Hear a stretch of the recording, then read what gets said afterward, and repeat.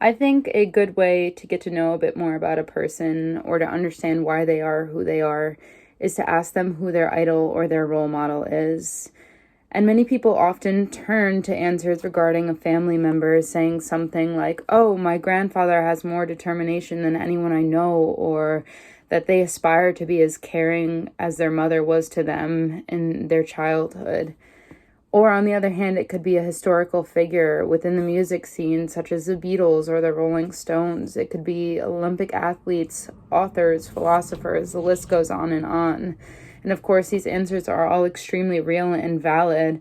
But if you were to ask me who my idol is, there's no doubt in my mind that it sounds a little outlandish when I explain that my idol's work essentially revolves around shame, embarrassment, and fear.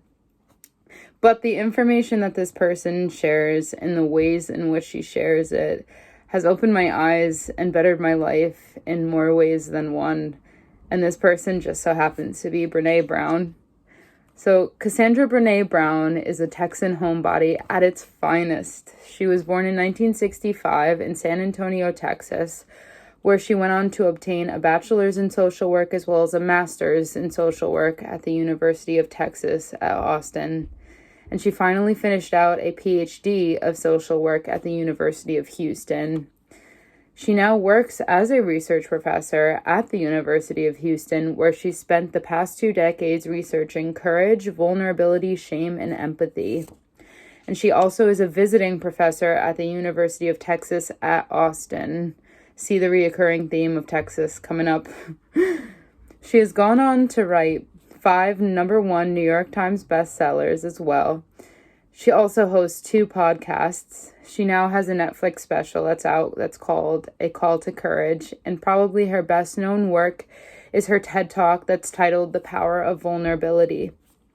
This TED Talk is now in the top 5 of most viewed TED Talks of all time, and it has surpassed over 50 million views. So clearly, Brené quickly rose into a position of empowerment and leadership after her TED Talk. And with her success, it can now cost between $50,000 to $90,000 to book her to speak. So with that price tag, Brené often is found speaking at large conferences or working with organizations to teach what she has to offer regarding interpersonal communications and skills and living wholeheartedly. She has been asked now to present for TED Talk 3 times. She has spoken at the South by Southwest conference. She's appeared on 60 Minutes, and she works often now with tech companies, universities, business executives, and many other high-level positions.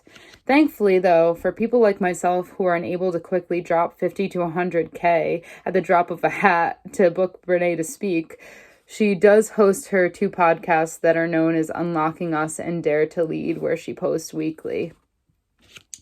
And although Brené does a majority of her speaking now at the higher up conferences, it still seems that she's able to draw in quite diverse audiences. And when watching multiple of her presentations on YouTube, her TED Talks, and her special on Netflix, it was noticeable to me that there wasn't a dominant demographic of people that took up a majority of her crowd. And in each presentation, when the camera panned out to the audience, it was clear that there was a wide range of both men and women who all came from varying races, ethnicities, and ages. And I think that this is because everyone can find something that resonates with themselves within Brené's speeches. So Brené, without a doubt, is known for the storytelling aspect of her presentations.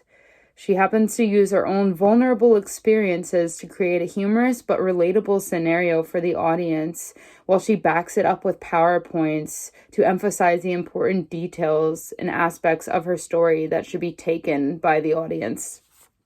But overall, I believe Brené is an amazing speaker, and the biggest selling points for me are her naturalness and her authenticity. So each time I listen to Brené speak, I essentially feel like I'm sitting down and having a conversation with a close friend. She's real. She's not afraid to tell the truth that there's pain and discomfort in growing and in learning to be vulnerable and courageous, and she'll never beat around the bush with that topic. She also uses self-deprecation through her stories to make it humorous, but she knows how to do it in a lighthearted, playful, and innocent manner without taking it to this extremely dark and uncomfortable position for the audience. She also utilizes familiarity and proximity by describing experiences that surely can induce fear, shame, and anxiety or rejection to most, if not all, of her listeners. So, for example, she mentioned a story in which she felt uncomfortable getting into a bathing suit while she was just on vacation with her family because she was concerned about her body image. And I think that in today's society, it's such a prevalent issue for so many women being concerned about their body image and maintaining this perception of being perfect physically. So I think so many women can relate to that. And on the other hand, she mentioned a story where her husband was acting a little bit panicky and anxious around her because he was thinking that she was perceiving him as being weak. And I think so many men in today's society can also relate to that because we push men to feel rugged and strong and unemotional. So when Brené breaks down those barriers, so many men can relate to those feelings. And the last example that I'll mention is a story where Brené explains how her daughter was going off to prom. And instead of being happy for her daughter to have this experience, the only thing that she could think about was her daughter driving off with her boyfriend and getting into a fatal car crash. And I think that that's such a relatable experience that so many parents who love and care for their children go through on the daily. So, of course, Brené really knows how to reach out to the audience and to have them understand where she's coming from. But on a lighter note, she does use novelty in so many instances. And for a few examples, she mentions how she goes into a Jackson Pollock mode when she's sparked with a new idea, or she tells the audience to knock discomfort on the head. The way she speaks encourages people to feel a sense of belongingness and love, to gain companionship, and to become self-actualized, or to feel prideful in their most authentic self.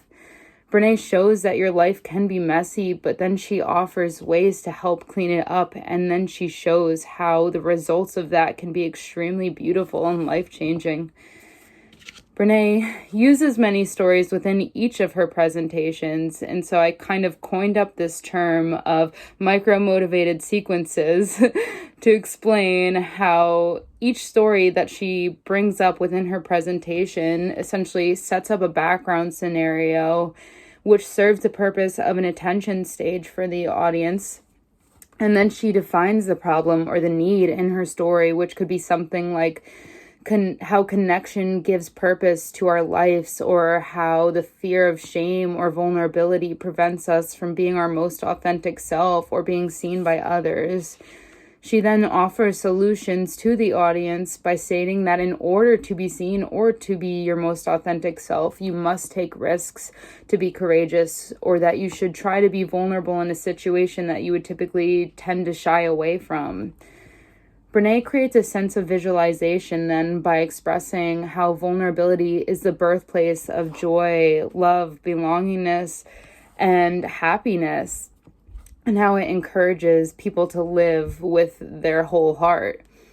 And she lastly puts it into action by encouraging people to let themselves be seen and to love with their whole heart and to know that they are worthy of enough of whatever they may desire. So if students from a public speaking class were to take anything from what Brené has to say in her speeches, I'd say strive to be as natural and authentic as she is, and to take everything that she really is saying in her presentations into consideration. You should learn to take risks in this course, and you should understand that you do have to be vulnerable in order to be courageous, and that you should dare to be brave. So I know that Brené has essentially added many tools to my belt, both in and outside of this class, and I'm sure she could do the same for you. So I urge you to research her work, to watch her podcasts or her TED Talks, and I'm sure she could offer you something that you didn't know before. Thank you.